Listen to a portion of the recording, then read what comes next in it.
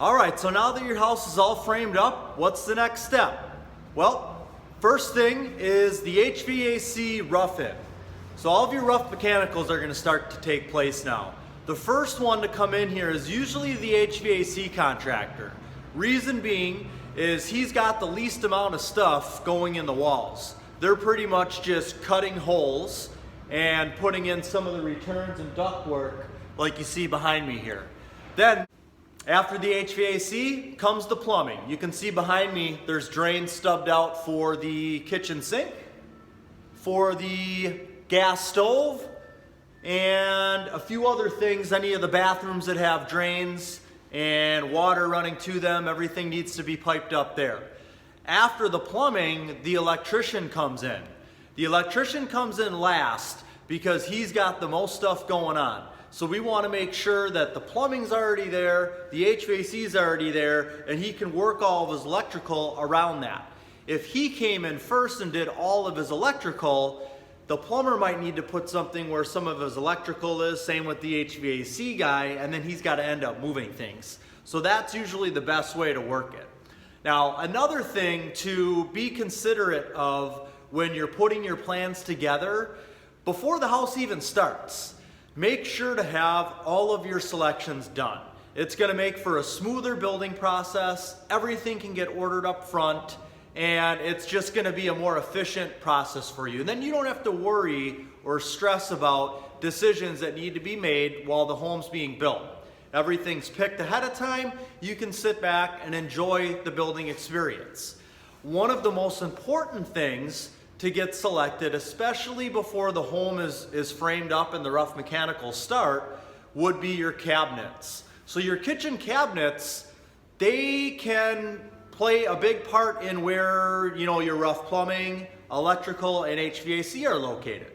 So say in the standard plan your stove's located here. Well, you're going to have a range hood above the stove, which needs ductwork. You need an outlet behind the stove for power. And if it's going to be a gas stove, you need a gas stub there as well.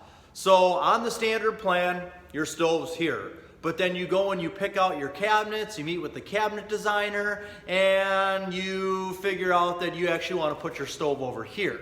Well, now all the rough mechanicals are already done. So we've got to come back in and move the rough plumbing.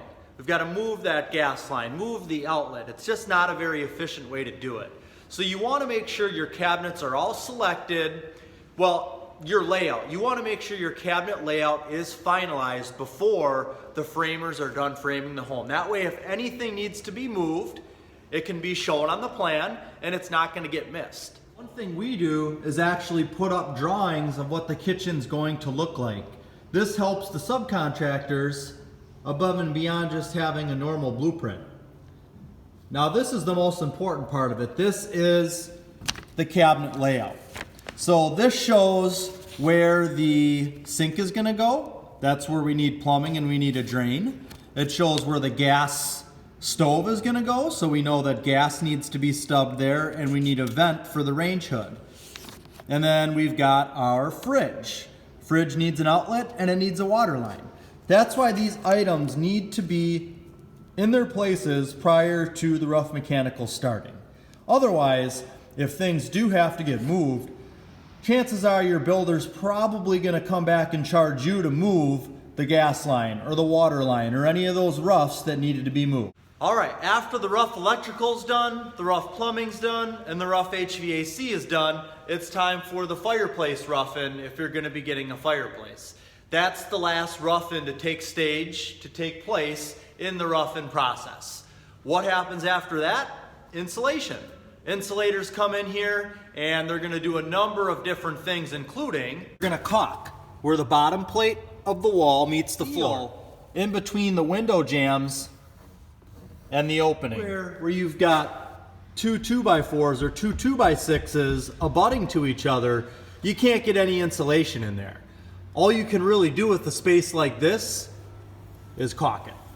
But that ensures that no air penetration is going to come through. Even at the top of the wall, which is called your top plate, you've got the studs that look like they're stacked up on each other. That will also get caulked as well. You want to seal every nook and cranny.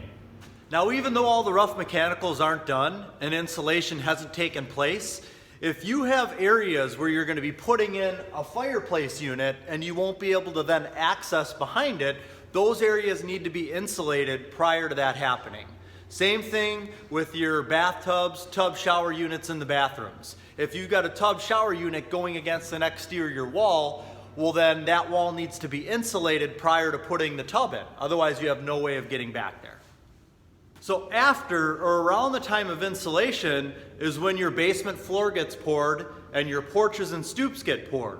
So there's a lot of stuff going on in and around the time of the rough mechanicals. So after the house is done being framed, you've got the roof that goes on, windows and doors are set, you've got rough plumbing, HVAC, rough electrical, the fireplace rough in, you've got insulation, and then they're going to be pouring the basement. So right now, the plumber is making sure to get all of his underground plumbing in, meaning your drain stubs, where your future bathroom might go down there. You know, where's your furnace going to be located? These are things that, again, you want to make sure you've got a finalized blueprint that shows these locations. Because once those stubs go in and get installed, if they need to get moved, there's probably going to be a charge for that. Or if they go in and then the floor gets poured and they need to be moved, that's going to be a pretty hefty job. One other thing that can happen during this phase, and this can be done by either you or the builder, is pre-planning on where you're going to be hanging things. So say you want to put a TV in the living room and you want to mount it to this wall here. Well, if you can take and put some blocking between each stud cavity, now when you go to hang those TV brackets, you're going to have some solid blocking there and you don't have to try to find the studs. You've got a whole big area of solid wood that you can just mount right to it. So one of the biggest takeaways from this would be make sure you've got your blueprints finalized and all of your selections done prior to anything starting. Because if it's not on the blueprint, chances are it's not going to get framed in, or you're not going to get that blocking in the wall, you're not going to get that outlet where you wanted it. Make sure it's shown on the plan. Another thing, do a walkthrough with your electrician right around the time that he starts pulling wire. If this isn't something that's offered by your builder, ask the builder if you can meet with the electrician, because there's going to be things that you maybe didn't see on the blueprint. There's a lot of little circles that indicate outlets, and you may not fully understand, what height those are at, what switch is supposed to operate what. So if you could do a walkthrough with the electrician and have him point those things out and make sure everything's placed where you want it, that's the best way to go. All right, well, those are the things to follow after the framing's done. I hope you found this useful. Please share this, pass it along, subscribe, like. Thank you very much. If you've got any questions, just send me a message. Take care.